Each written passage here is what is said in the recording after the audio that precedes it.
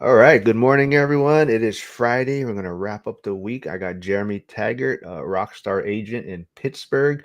I got to catch him before he's going to be meeting up with some out-of-state investors in the ORAC community, I believe, later today. Jack has a function. Well, what's up, Jeremy? Hey, Mark. Yeah, so this should be a fun one. There was a listing that I saw pop up on the market maybe a couple weeks ago, and it looked decent, but I liked that it was kind of newer properties. It was like a six unit, I believe. I mentioned it to Jeremy because Alex is the listing agent, so I want to get some unbiased feedback. And I showed it to Jeremy. He kind of chuckled at first and just kind of, so maybe you can kind of touch on it. It was listed at what, 695 currently, right? And like 2 years Yeah, ago, it was like 1.3 it was purchased for, or 1.2 or something, right? So what do you know about yeah. this listing? 1.16 million is what he bought it for July of 23. So about 2 years ago, right? That is crazy. And that was after rates had went up. So this rate that it was purchased at was about what today's rates are.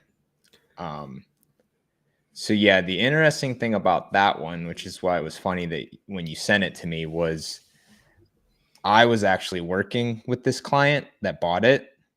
He's an out-of-state investor, and I was looking at properties for him and stuff. And then eventually it got brought up that he didn't want to just work with one agent.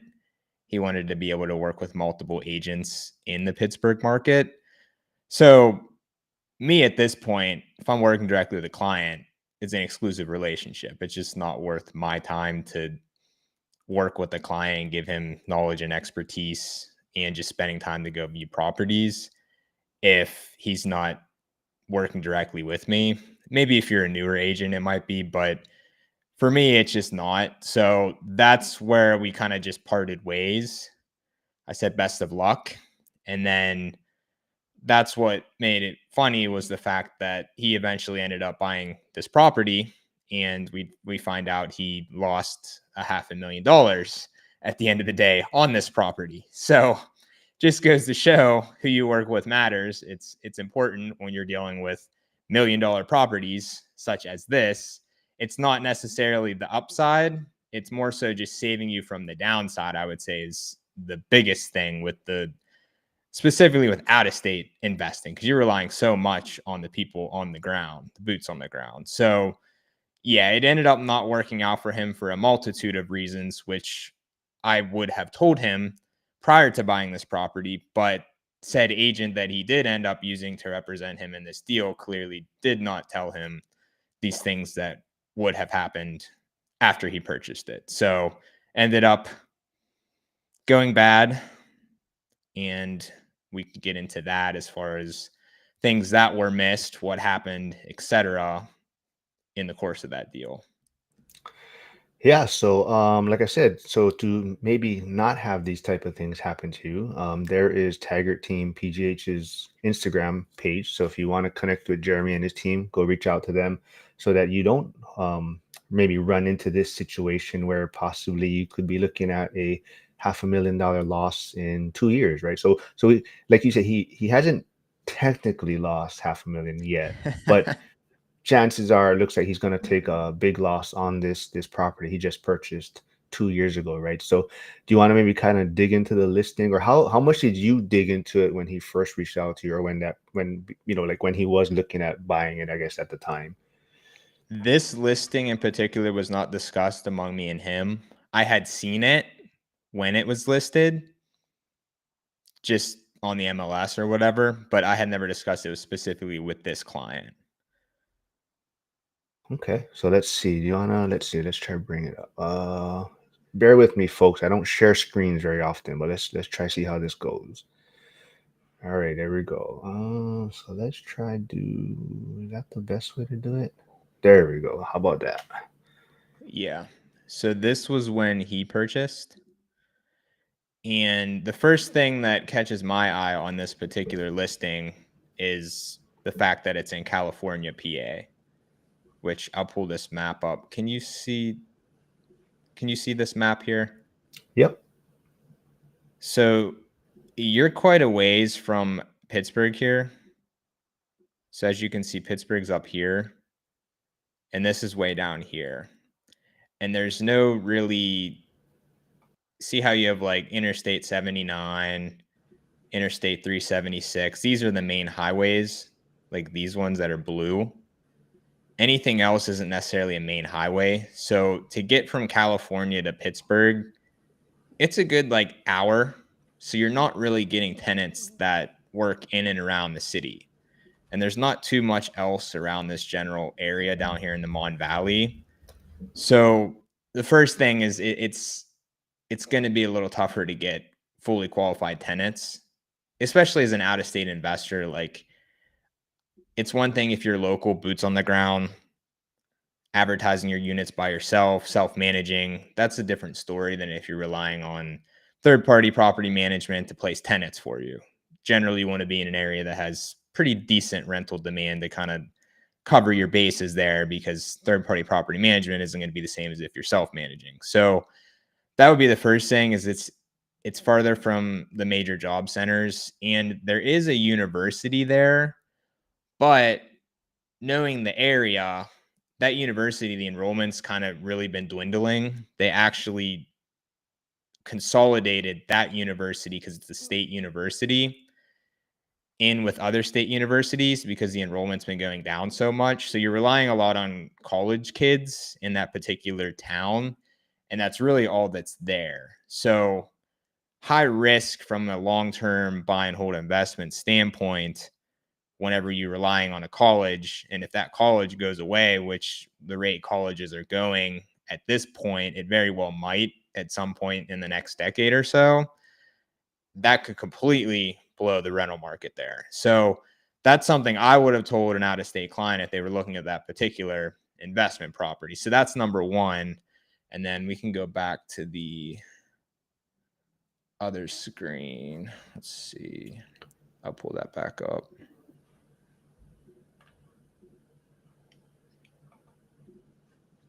So the other thing there, they were advertising this as fully rented at $1,900 per month. Oh, that does look good. So yeah, on paper, yeah, you get this building that was built in 2010, side by side townhomes, 3 beds, 2.5 baths per unit. That is a trophy property, as in terms of strictly just the property itself. Like, that is a very nice building that you would want to own. So as you see this, 1,907 units. What's that gross per month? Let's see. Yeah. So, I mean, if you didn't, like you said, if you just looked at the listing and the prices and your agents, it's easy to find this as a attractive listing. Yeah, so you're bringing over 13 grand a month, gross rents. Townhomes are probably paying all utilities. You're hitting the 1% rule right there. So like, that building hitting the 1% rule, that's pretty appealing from an investment point of view. So this was probably brought to the client saying, "Oh, look, you're getting these rents are in place right now. Turnkey building, buy and hold. You won't have a lot of maintenance. It's built in 2010." So not knowing, this client's probably like, "Okay, sounds good to me." But me, when I see this listing, I see 1,900 in California, PA. No chance in hell, basically, that those are the actual rents. So then, if you actually like know the market rents, it's really like $1,000. Like, it's half of what they have listed here is what I would consider market rents in this area, basically. So that's another thing I would have told the client, that, which clearly this was not relayed to them at all. So there, that makes a big difference when you're taking 7,000 a month versus almost 14,000 a month. So that's the second thing, as far as warning to any potential client looking at this property, that I would have said. And then the other one is the property taxes. So let me bring that up. When this was listed, they had them at 8,700 right here, the property taxes per year, and that was in an assessed value of 422,000. And knowing Washington County, they just recently did a full on reassessment of their property taxes a few years ago. So that 422 number here as the assessed value is basically market value. So that's what they're using. There's no like adjustment like there is in Allegheny County to adjust the taxes. So that 422,000 is about what it's assessed at. So knowing that you're paying, he bought it for 1.16 million and the assessed value is 422,000, I would tell the client, look, these taxes could double once you buy this property. So same thing there, you're paying 8,700 divided by 12, 725 a month. If these things double, you could be paying over 1,400 a month for property taxes. So there also cuts into your cash flow. The expenses go up and the rents go down. So looking at that, whenever you sent that to me and I saw this new listing, I checked the taxes because I have on the MLS, I can just pull it up right away, basically. Let's see, it's probably under. So that, yeah, so taxes is the one thing, especially in Pittsburgh. I would, that's why you want your agent to be very familiar with that market or those areas, because that's the tricky part that kind of catches a lot of people off guard.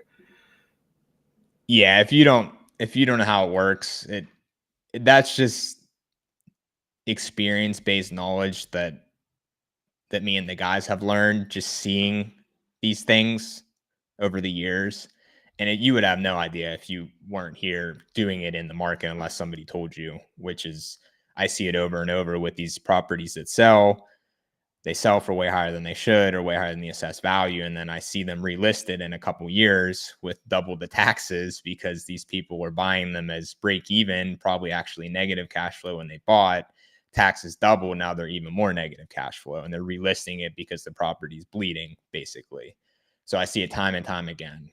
But yeah, California, PA, it's a higher tax area as well. So lo and behold, I went and looked at this tax snapshot and you can see here the tax history. This is the total tax, this line. So it was 8,600 when he bought it. It got reassessed a little higher. This was just natural prime millage rate going up, 89.55. But then in 2025, the assessed value went up to 819,000. So there you go, it doubled. And the property taxes are now 19,000 a year on this property. So they went from 8,600 to 19,000. They over doubled. They went up by 117% from the time that he bought this property. So needless to say, this property is no longer cash flowing unless he bought it for cash, essentially. And let's look at the listing now. I think it has the current rents. Man, I think, like maybe when he bought it the first year, maybe the rents kind of caught him a little bit off guard. And then now, like 2025, the property tax assessment, now he's just like, I'm out. He's done. It seems like. So he, like you said, let's check out the new listing, right? Yeah, he doesn't have the actual rents listed, but based on this gross number, 75,600 divided by 12, it's 6,300 per month. I don't know if one of them's vacant, but like I said, market rents realistically 1,000 a month. So I think actually Alex might have sent the rents. That's wild, Let's man. see. I mean, and yeah. and now there's also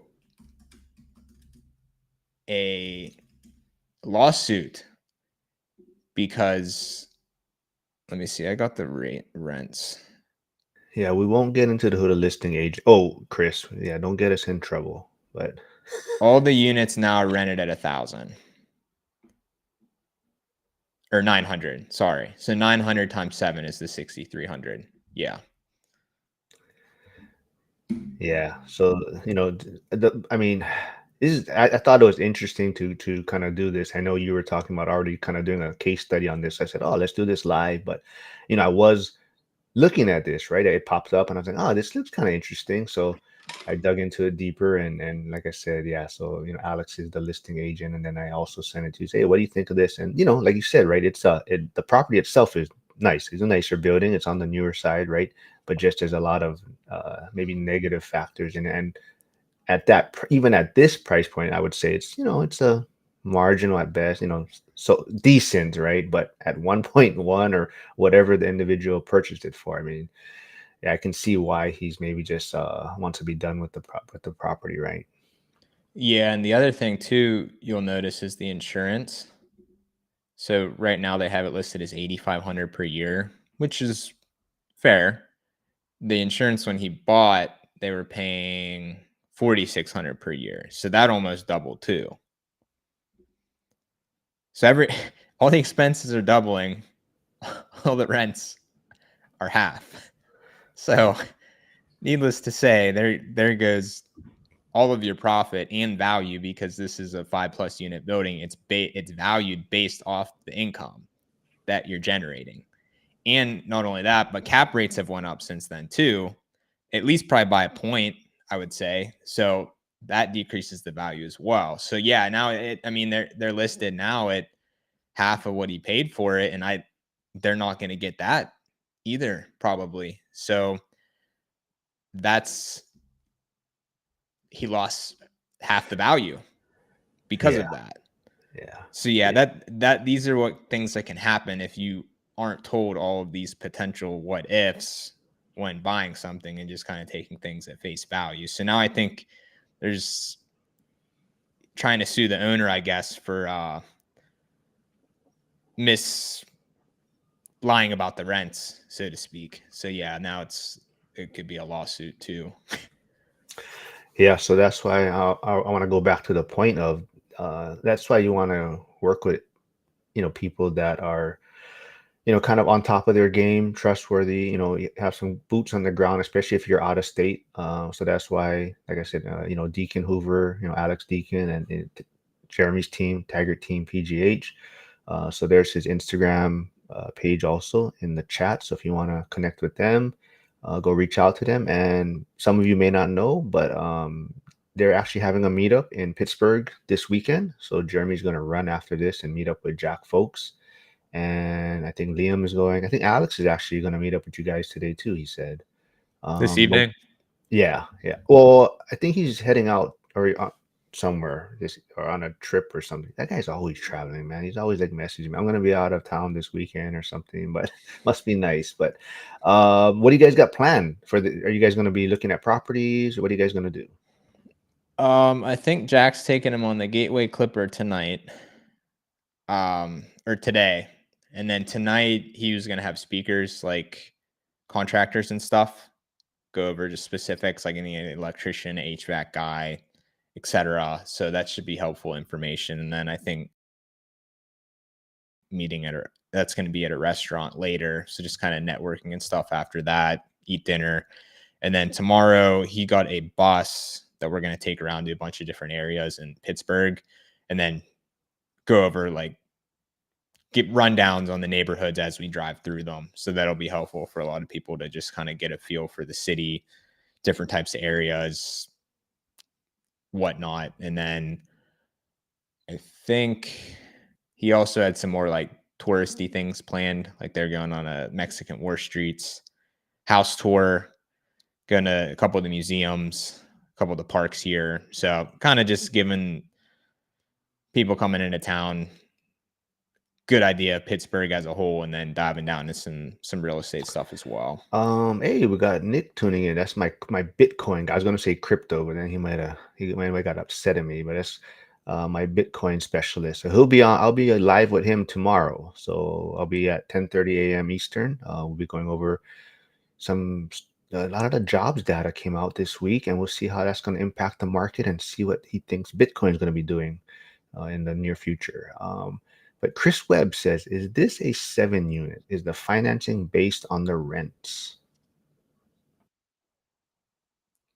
Yeah, the loan amount or loan to value the bank will give you if you're using a standard commercial loan will be based on the rents. So if they were using the rents when he bought, he would have got a lot higher loan amount, which he probably did based on that purchase price. But now at the lower rents, it'd be a lot lower loan amount that you'd be able to get because the rents have to support the debt service coverage ratio that the lender would require when giving the loan out. So also hurts you there because you can't get as much money for it on financing. So any buyer now, that's going to affect them from that standpoint. Cool. And then, hey, all nighter hiders tuning in. I believe he is busy working in Gary, Indiana right now, helping out Millennium Mike on one of his projects. And if for those of you who are in the real estate game and sometimes are maybe questioning why you're doing it, I would go check out Millennial Mike's most recent video with Dion. And as you can see, even people that's been doing this for a decent amount of years, and even they've had some struggles in the past few years. So Millennial Mike's definitely dealing with a property that is not performing the way he hoped, and that's why Hyder's there to help him do some work on it and get it up to speed. But definitely go check out that video. It'll make you realize that you got to have a long game in this, right? The mindset of you're in it and for the long game, and you're going to take some lumps. But it was a great video, great reminder that even the experienced people have made some mistakes or had some struggles and whatnot.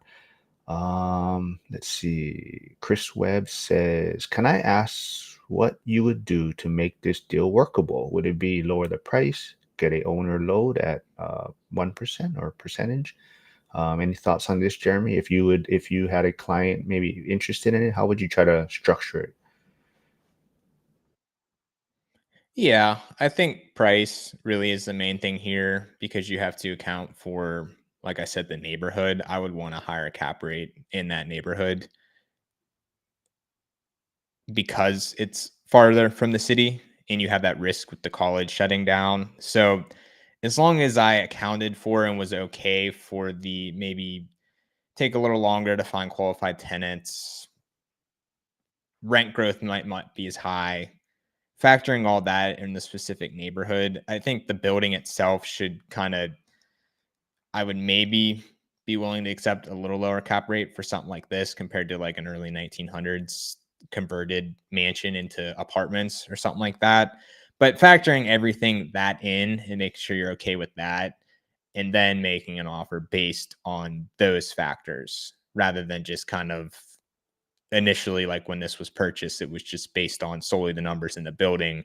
Didn't seem like anything else was really accounted for from that standpoint. But from the insurance or the taxes and insurance standpoint, that damage was kind of already done.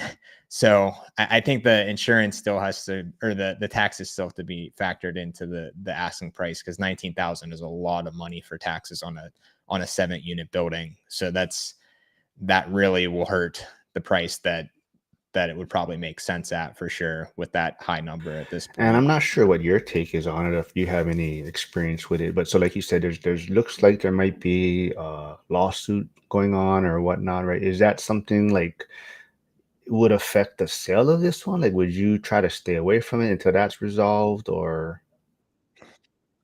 I don't think that would be attached to the building itself. It would more so just be a case between past owner and current, I'd So I say. think people that are tuning in now possibly may not have heard. So this individual that did purchase the property reached out to you initially, right? When they kind of were looking in the Pittsburgh market, and they want to work with a whole bunch of agents, or that was right where you're saying like they want to just have like an open list of agents to be working with. Was that how it was? Yeah, it's kind of a, I guess, from their point of view, have your cake and eat it too type of thing. If I have a bunch of agents bring me deals, then I'll probably get a higher chance of getting a good deal in this market. So I guess, unfortunately, a lot of people have that viewpoint, but when you know your time is valuable and you have a vast knowledge on the market and the asset class, it makes no sense for you to work with somebody that is trying to do that. So you are eliminating the top tier agents that are going to give you the most value. So you're kind of getting the leftovers, so to speak, if you want to take that approach in most cases, because other agents that have been doing this a while and know the space, they can only work with so many clients at a time. It would make no sense for them to give their time and knowledge to a client that doesn't feel the same way,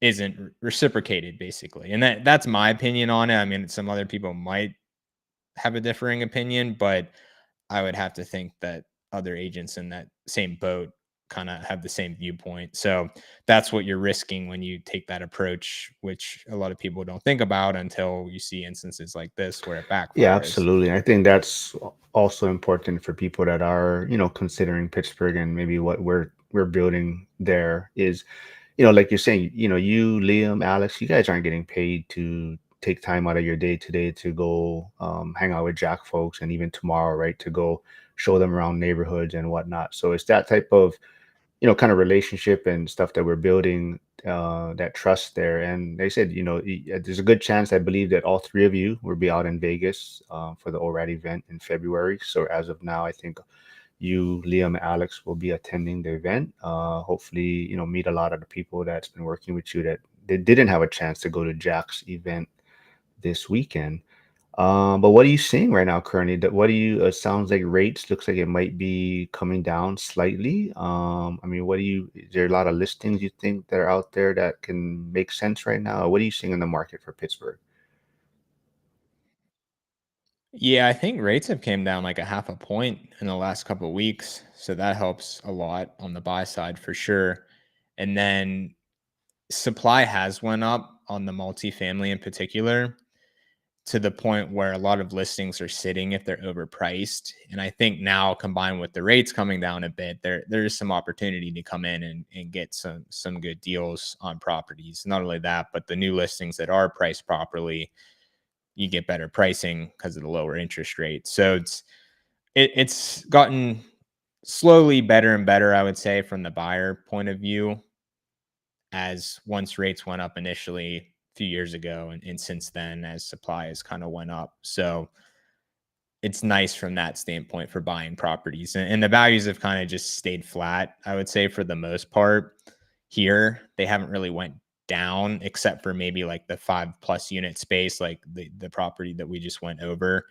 Those I've noticed are getting hit a little harder because banks are tightening up their lending standards on those. If it's not, like, we've had a few instances recently, if a building isn't fully occupied or the occupancy rate's low, they don't want to lend on it.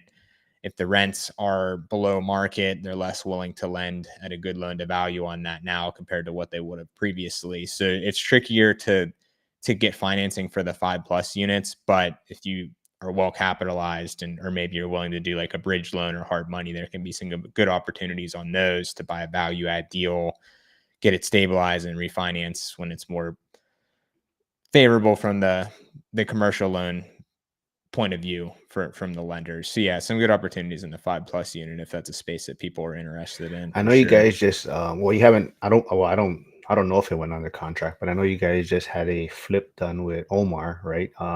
Is that your guys one of your guys' properties itself or a client's one? Client, oh, okay. I was gonna say we should run Clients, through the yeah. numbers, but I think Omar did the work on that flip, and it came out looking great. So maybe once it gets sold or whatnot, we can go through the numbers on what that client was. That an out of state investor also, or okay, cool. Yeah. Yeah. Before, I'll say what Mikey's told me so far, but what is, people that haven't been to Pittsburgh, and they come to Pittsburgh for the first time, like what do you think their expectations are, or misconceptions on Pittsburgh are, or what are they going to take home, you think, after they visit there? What is their change maybe in feeling of Pittsburgh? Do you have any thoughts on that?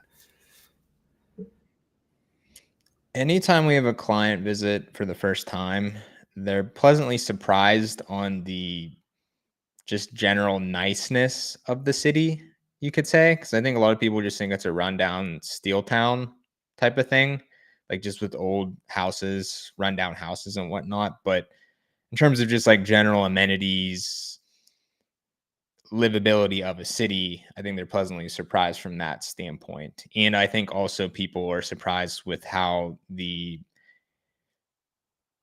hills there are and like the rivers and stuff. So seeing how everything's set up from that standpoint, and then just how crazy like the roads can be in terms of just like steepness or highways not making any sense because it was built out in like the early 1900s, as far as just like general stuff like that in terms of getting around. So just seeing how everything is set up here, because if you've never been here, you're just looking at it on a map view. it's a lot more eye-opening from that standpoint for people. So I think those are the big things that we've always kind of gotten feedback from clients on for the first time coming here. So it's interesting to see what Did you people say talk to all the time Mikey when they come yet? here for the first time. No, he's been Well, here for like a week, everything I that think, you right? just said is basically exactly what he has told me. So, yeah, Really? so that's why I was like, "Did you See? talk to him already?" But pretty much everything that he said. So I'll make it. Mikey is like considering moving there now. He's like, "Man, I'd be down with living here," like, uh, That's the thing, and that's why I'm still here because like I've been to a lot of other cities and I've seen how expensive they are in terms of housing stock and what you're getting from a livability standpoint versus here.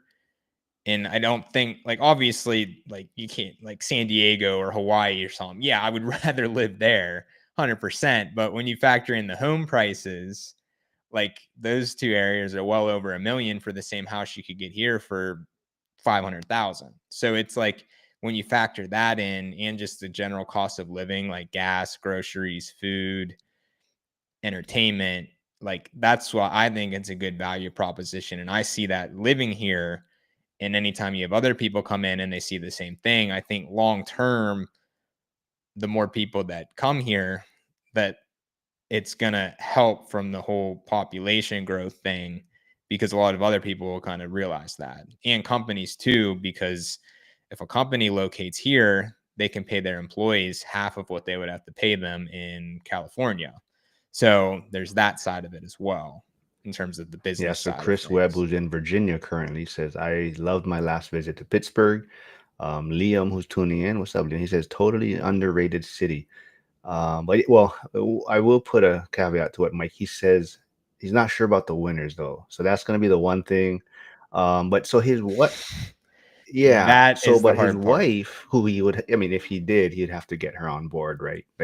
But I guess she was like doing research on Pittsburgh, and then I guess she was saying, so she's in Japan. She lives in Japan, and she's like, sounds like the Japan winters are actually worse than Pittsburgh. So she was like, oh, maybe she'd be willing to, if Mikey was really serious about it, and like you're talking about the cost of living and whatnot. So I think it's really something on Mikey's radar as far as possibly figuring out some way to um, retire. He's move there and maybe speed up the timeline for his retirement or financial freedom number. I guess like you're saying, cost of living wise, right? But I'll Yeah, and like even from my point of view, like building getting to financial independence, it can happen a lot quicker living in a city like Pittsburgh compared to more expensive area for sure, if that's the goal for people. Chris Webb says, yes, people forget the parts of the country inside the country. There are several cities that are quite interesting and livable, except for anywhere outside Chicago to many. Uh, yeah. Too Yeah. many Bears Chris fans. is he's a Patriots fan, so he can't say much. But we'll see. We'll see what happens this year, Chris. That is Monday right. Night Football And to then start the season. if anyone, I don't know if I brought it up before, but I beat Jeremy in the playoffs the other year in our fantasy football. So this year he locked me out of my team, so I couldn't draft for like the first 3 rounds. I couldn't figure out how to get. I saved you from drafting Caleb Williams in the first round, so you should be Let's see. thankful. Liam does say winters are mild coming from Buffalo. Okay. Um, but to your point, you mentioned San Diego, Hawaii. You'd rather live there, and I'm kind of like the opposite. Like I feel like I mean, I can't speak for San Diego, but like Hawaii, it's a great place to visit or spend, not necessarily have to live here. Like you actually, like you're saying, if you live in Pittsburgh or somewhere where you can reach your financial independence number a lot quicker, and then you come and spend time in Hawaii and vacation often or spend, you actually enjoy it a lot more, I think. And that's what even a lot of my friends who've relocated to other places, a lot of them moved to Vegas and whatnot. And Vegas is still expensive, but it's still a lot cheaper than Hawaii. But now when they actually come back to Hawaii, they love it even more because they're just here and just soaking in all the beauty, right? They're not here trying to get to a job or sit in traffic, and they're just here and then they're gonna enjoy all the beauty that it has to offer. Uh, Chris says his coworkers are laughing. Oh boy. Yeah. Chris is on a few weeks ago, so Chris is a good guy too. So he's in Virginia. He's gonna be at the ORAD event also in February. But what do you guys, what do you, Liam, what do you guys maybe thinking of getting away of coming to the event? Do you guys have any expectations, or what's your guys maybe thoughts on the community so far? Yeah, The Oret event. yeah. Yeah, I like what he's got going there for sure. I like the community aspect in general, which I think is it's helpful with anything when you're kind of buying properties, working towards financial independence to have people that are kind of on the same track as you. So I definitely like that standpoint for sure. I think it's huge to be able to have a community like that. And the fact that I think it's just like getting everybody together and like bring speakers in. I think I like that concept. Just providing value and knowledge too at the same time as combining with the community aspect And is then cool. just to let you know, you would not be the number one house hacker in Vegas. There's, I believe, like I said, there's the PTO couple that are on their 10th, I believe. So yeah, yeah, they're on their 10th, 10. but they also now they're in Colorado or in Denver. I'm not sure if it could be specifically in Colorado, but they're still house hacking, but now they're even getting it into the house hacking like co-living. So they're house hacking, but they're like renting out rooms now, not just like, duplex and then renting, one side. It's like house hacking now rooms they're renting out in the other. So to increase the cash flow even more. Yep, Liam. We could house hack the primary we're buying though. It has a separate You in-law could, suite. but I bet you're not. Yeah, you have We're no not. say in it anymore, I think. just just family down there at Yeah, this Liam. Yep, point. Liam's excited to meet. I think everyone is. Yeah, they're definitely excited to meet you folks. I mean, I think a lot of them are gonna, like we mentioned, they're gonna get to meet you guys this weekend in Jack's event that he put together, and I'm pretty impressed at what Jack got done. I think it's gonna be a great event, especially for the first one. So I think he has plans of doing, a yearly thing possibly. So hopefully we can get more people out there. Yeah, I was about 70% coming at one point, and just too much things got on my plate at the end. So but I'll probably be there next year, hopefully. But definitely, like I said, Mikey, like exactly what you said, like the road, some of the roads, you're just like all of a sudden, oh, gotta go left. Like it just doesn't make sense certain points. Like he said, the people there have just been amazing, like super, super friendly, super nice. And to Chris's point, I know Chris was making the Bears joke earlier, but I think that's the one thing people sometimes forget, that there is so many amazing places in the country, and it's just and maybe 20 years ago people weren't as mobile. The cell phones, yeah, you had cell phones, but it wasn't as much of your day to day, so you weren't really familiar with what else was out there, right? But now, it's like I said, like Hawaii's beautiful. Like I tell you, it's amazing, but like you go to other places and you realize there's so much other beautiful places out there too. And like you, right? I believe you're doing this whole national park, like when you travel, right? So you're seeing all these national parks out there too, right? Was that always a goal of yours, or is this something you've kind of picked up? Um, we kind of picked it up once we decided we were going to start traveling more, and we like being outdoors. We're still younger, so we can do hikes and stuff. So that was something we picked to do at this point in time, like I said, while we're younger. So we can hit, like, we want to do all the baseball stadiums at some point too, but I want to prioritize the more physically demanding things now, pre children, when we're in our 20s and 30s. So that's why the national parks was kind of during this phase of our life to be able to see everything. And yeah, a lot of them are so cool to be able to see everything Um, in other yeah, I parts of gotta the say good country. morning to some people. I see them tuning in from Instagram. We got like Ryan Ruff. He's gonna actually be one of the speakers. Him and his wife are gonna be, I think, day two speakers at the ORAD event in Vegas. Cam is also there from Instagram. I know Cam is working on a transaction with you currently. Chris, yeah, Chris is gonna hotel room and house hack it to me, and I am not staying with you and Flavio, Chris. That's guarantee. I'm not staying with you guys. But yeah, I don't know. Anything else you want to talk about the Pittsburgh market right now? I mean, any interesting listings you want to show, or I don't know what else we can talk about today. Like I said, I just want to go over that one interesting listing where someone maybe taken a loss of $500,000 in 2 years, basically, right? Do you think it's gonna sell it? I mean, just your guess at six at that at the I think those taxes are going to be the hard part there.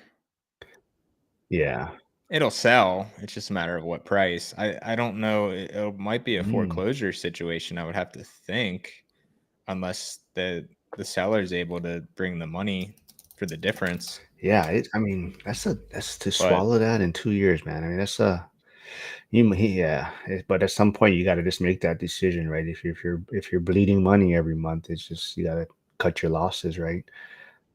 Uh, yeah, but that's a perfect example of all the things that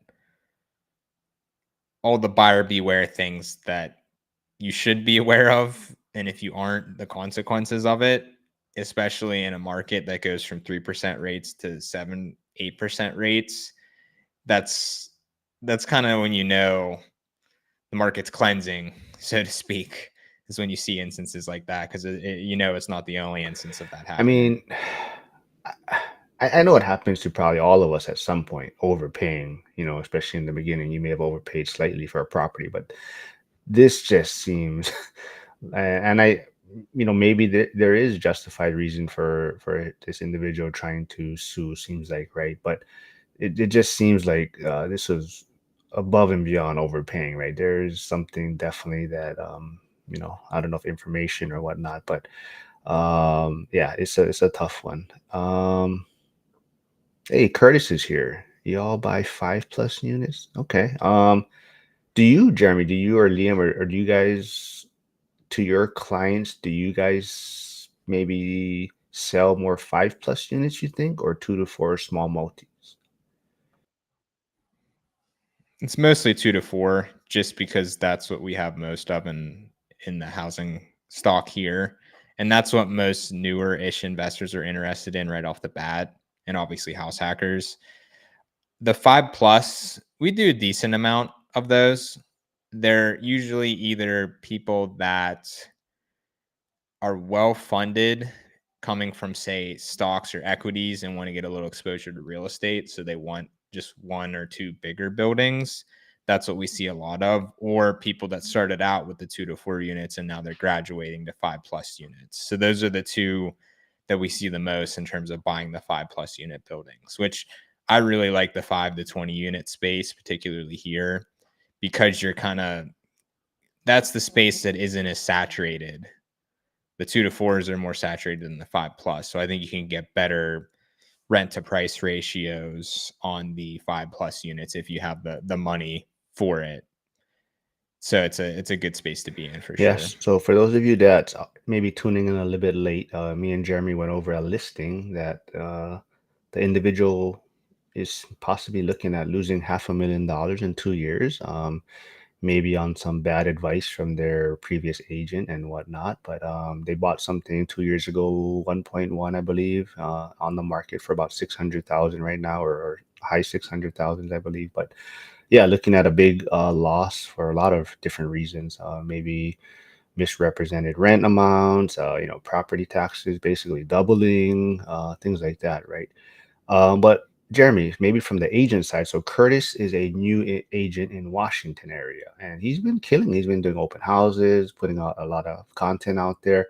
But you being a successful agent in your market, how would you, or what advice could you give a newer agent? I know it's different markets, but what would you advise to a newer agent out there?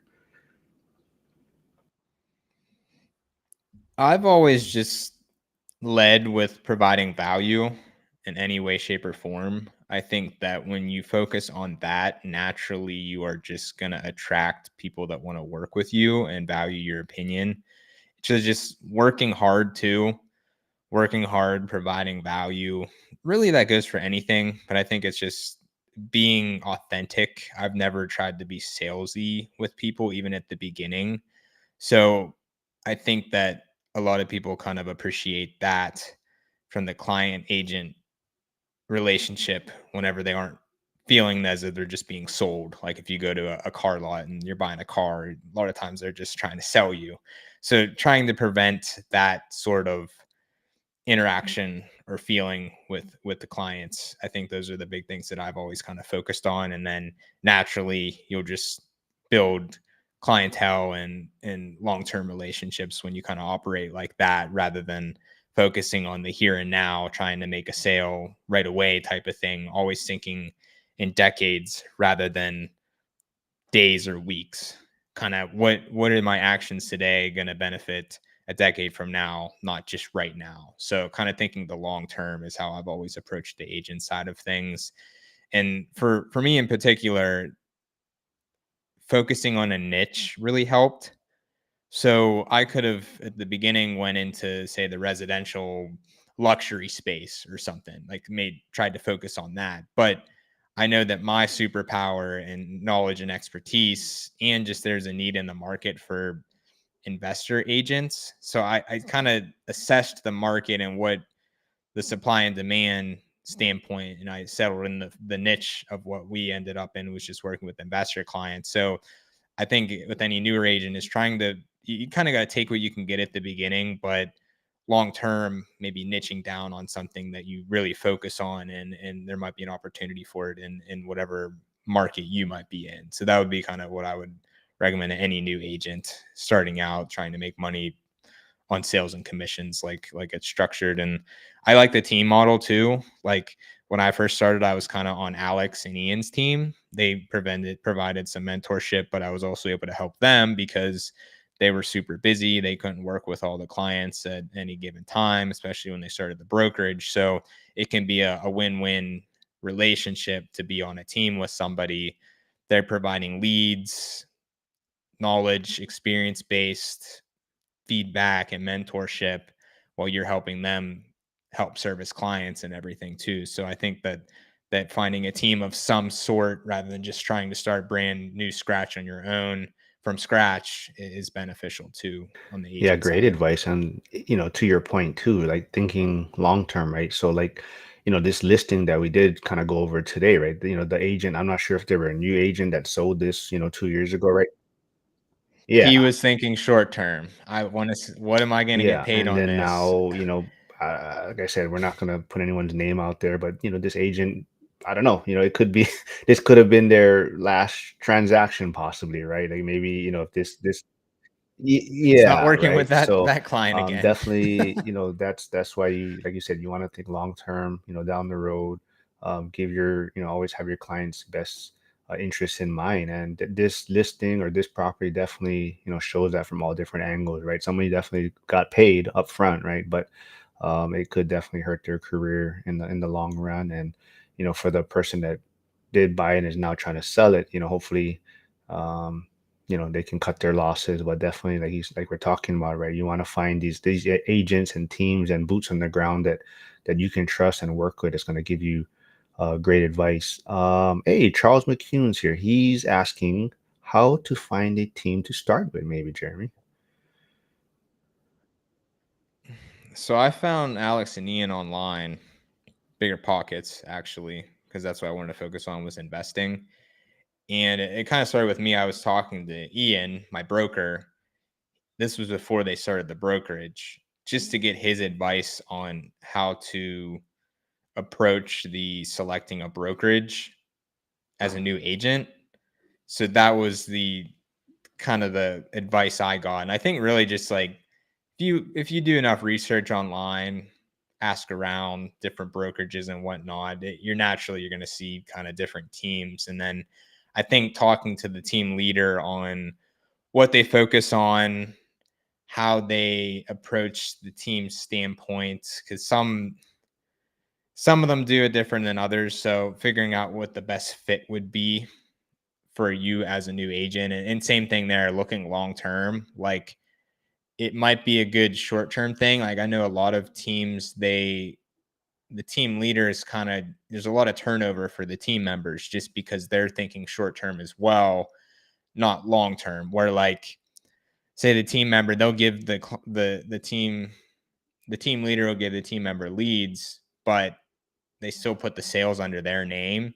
So it's hard for they're not really giving the team members kind of credit for doing the sales. They're kind of just keeping them under their umbrella. So it kind of limits their growth long term. So I think same thing there, just long term thinking. Where what puts me in the best position a decade from now, the team I would join right off the bat. So thinking of it that way as well, because just like anything else, it compounds over time. So each thing that happens, each sale compounds over a long enough period of time. You want to kind of focus on that rather than the just day one here and now. Yeah, great advice.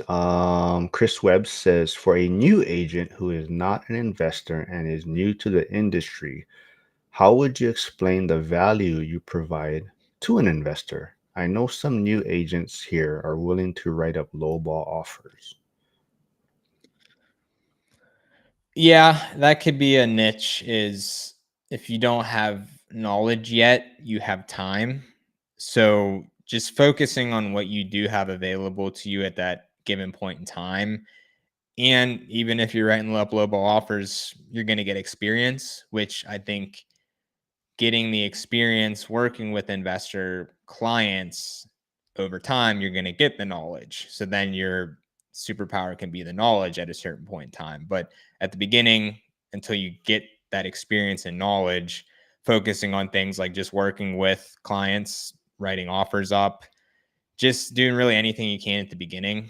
Like I said, you kind of got to be a little more broad at the start until you can narrow down once you have more clients than time, basically. But focusing on that at the beginning can be good. So, like I said, there is Jeremy's Instagram page, the Team Taggart Team PGH. So, if you want to connect with them, go reach out to them. If you are in the area, just reminder Jack has put together a Pittsburgh event this weekend. So, there is a lot of people in the ORAC community that are in the area already. And Jeremy's going to meet up with them later today. And sometimes this weekend, they're going to drive around some areas.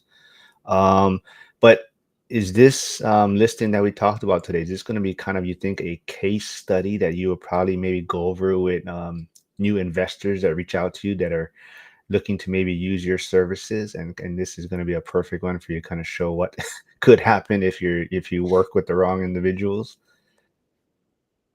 I think it should be because, like I said, it literally checks all the Yeah, and boxes. like we said, if people, like I said, people that may be tuning in late, this client or this individual did reach out to you, right, for possibly your services, and for whatever reasons it didn't work out, or their expectations were different. And we covered how maybe the person wanted to be using uh, multiple agents at one time, right? And you said, that's not really worth your time, right? So, just some advice on that standpoint. But yeah, like I said, thanks for doing this. I definitely want to dig into this listing and kind of show my audience too, like why we enjoy working with you folks, working with Alex, Ian, and whatnot, and kind of what we're building there. And like we said, you folks will be with Jack this weekend, showing the community around to some areas and talking about it. But anything else you want to wrap it up? Anything about I don't know, we can finish up with your fantasy football team or whatnot. We just had our draft. Yeah, like I said, you locked me out of the draft, so I couldn't draft for the first 3 rounds.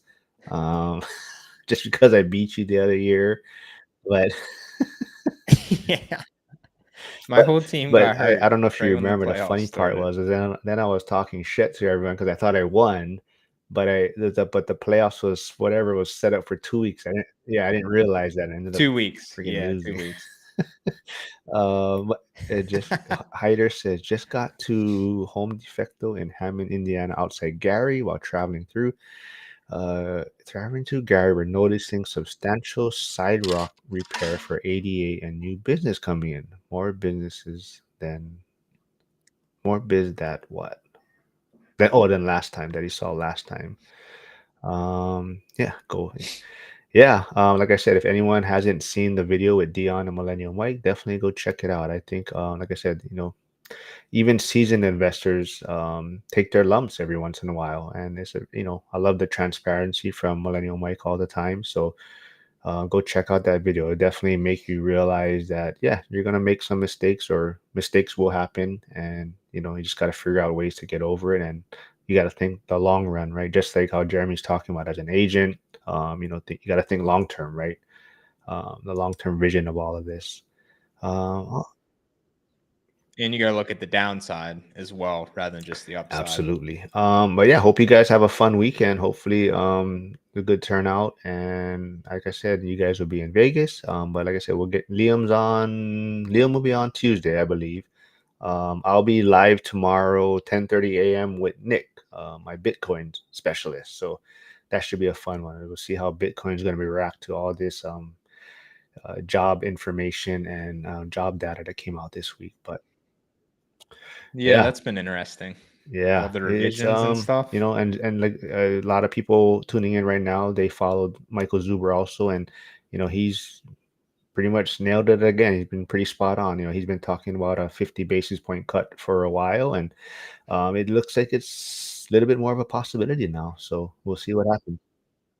Yeah, they're already. It seems like they're already starting to price it in because the actual rates kind of get ahead of it before they actually do it. So they've been going down. I think the 10 year Yep. went down even It's almost, I don't know if I like haven't looked at it recently, but I think late last night, early, it was just about almost under below 4. So yeah, it's coming down quick. Yeah. yeah, it's So, almost back there. Yeah, 4.06 right now. man, somebody's So looking for a raise. Liam says Jeremy is the best boss I've ever had. oh my gosh, not your boss. But yeah, like before we wrap things up, I guess, like I said, Liam is another great resource, and he's also on the channel. He'll be here. He's with you folks this weekend, but Liam's going to probably have a lot more on his plate, coming end of this year. You've been grooming him, so it seems like he's going to be doing a lot more with your guys' team, right? So yeah, cool. Thanks, man. Yeah, we'll do this again, everyone. Thanks for tuning in, and we'll go have a great weekend, and take some pictures and let us know. Make sure Mikey behaves now. Make sure he comes back to Hawaii. I know, like I said, Mikey's actually considered. I know, so He that's what I'm might saying. Make not. sure he comes back. We might be helping him buy a Yeah. primary while he's All here. right, everyone. Thanks for tuning in, and have a great weekend.